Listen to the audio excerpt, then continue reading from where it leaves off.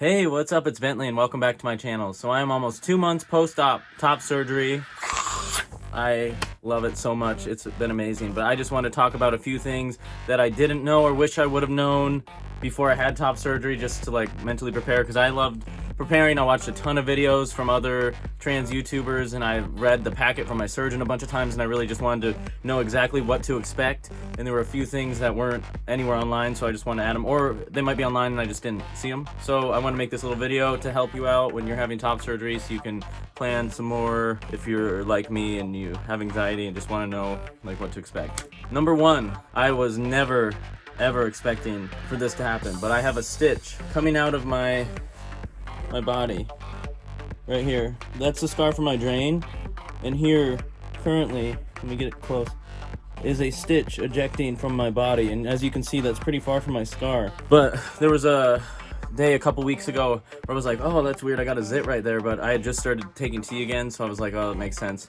But I touched it and there's like metal in there, so I emailed my surgeon and they said just to put like that same ointment that I put on my nipples, just to put that on there and like compress it, and it's been fine. It hasn't ejected.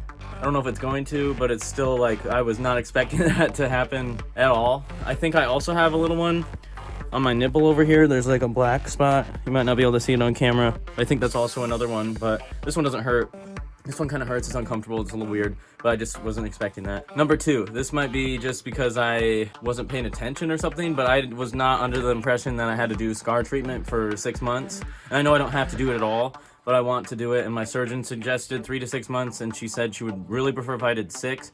So that's what I'm going to do. So I use these C-section strips, I just cut them. Let me go get the box. And just like that, I'm back. I use these silicone strips.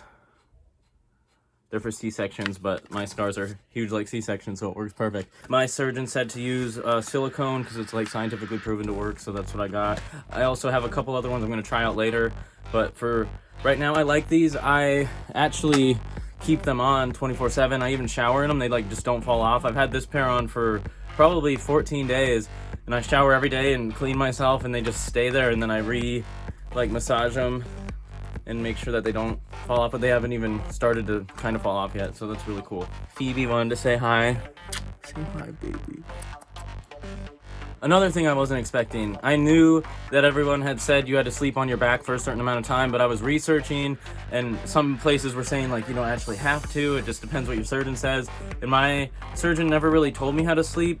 The lady at the surgery center told me to sleep in a recliner for the first couple days because it would help with like my comfortability and everything, but I didn't realize that I actually could not sleep in another position. I thought that was like a surgeon's good advice or whatever, but like I could not sleep in any other position besides my back for probably 2.5 or 3, you know what, maybe 3.5 weeks, I think. So I would prop myself on a pillow, so I'd be like on my back but diagonal, just because I was so uncomfortable. But if I laid on my side even for a second, it felt like all my stitches were ripping out, and it was so uncomfortable. So I guess I just wasn't expecting it to be like that severe. I think the fourth thing, which no one wants to talk about, but I don't think I expected to be for as long as I was, I think I didn't take a poo for 10 or 11 days. It was like a long time, and I stopped taking painkillers on the second day, or I had surgery on Wednesday, and I stopped taking painkillers on Friday night, and then I could not get anything out for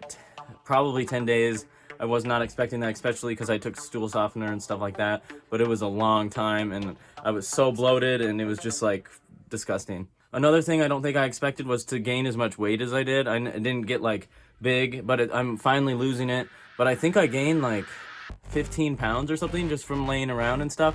And I have been lazy like that before, just in like normal life, but I guess I didn't realize how much just going to work and playing drums and stuff like that adds up on like calorie burning. So I gained quite a bit of weight, and I still have a bunch of weight on my hips I need to lose now that wasn't there before, but that also could have been because I had to stop taking testosterone for 3 weeks before surgery. So part of that might have been the estrogen levels going higher and just the hormone levels and stuff, so it's all messed up. But yeah, I gained more weight than I thought I would. I know a couple other YouTubers have talked about it, but like you do get like that dad bod. I'm sure I'll end up making another one of these videos when I think of more things, but I think the last thing I didn't expect was to have as little energy as I did. I thought I'd still be able to be like on my phone doing stuff on social media. The beginning of the month, like the first 2 weeks, I had no mental energy at all. So like on top of being like physically just like, I had no mental energy to like go online. I didn't even like really go on Facebook. I posted on Instagram, but that took like my whole like daily energy, just like posting on Instagram. But I really wanted to keep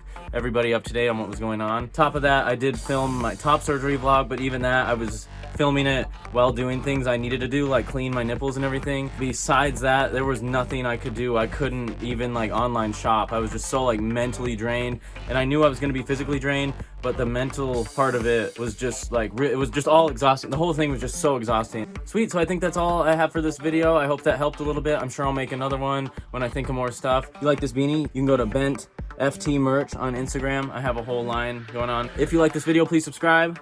You can find me on Instagram and Twitter at the Bendy Boo. And I'll see you in the next one. Thank you so much for watching. Peace.